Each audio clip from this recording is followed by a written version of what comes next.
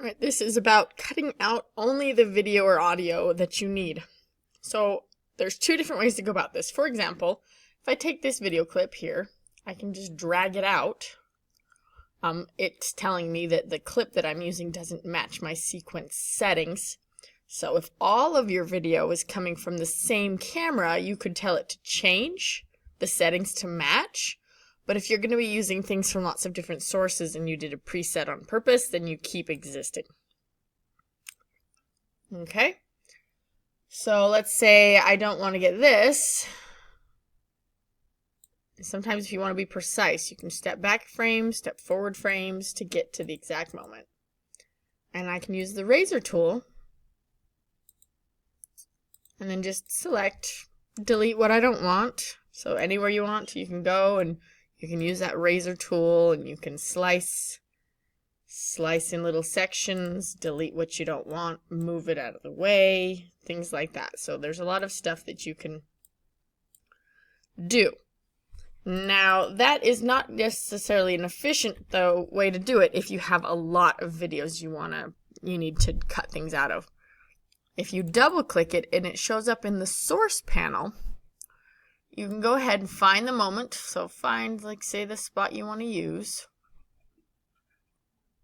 So let's say I want to get just this girl. Okay, so I can step forward frames till I get right to the start, and I'm going to choose to mark in.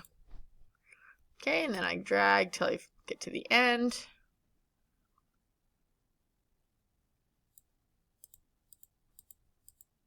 Step forward till, okay. And then I choose this one that's marked out. Puts these little brackets around that piece. This is the piece I want to use. Now I have two options. I can just choose insert. If I click on that, it brings it in right where at the time my playhead was.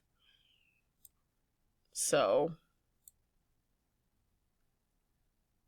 there's that option. Or if I only wanted the video and not the audio, because when you insert, it brings in everything attached to that video. So if I undo that, let's say that I just want the video. That's what these icons are. There's video only, there's audio only. So if I take this, drag it down, it only brings in, once again, do I want to keep settings or change it? I'll keep. And there we go.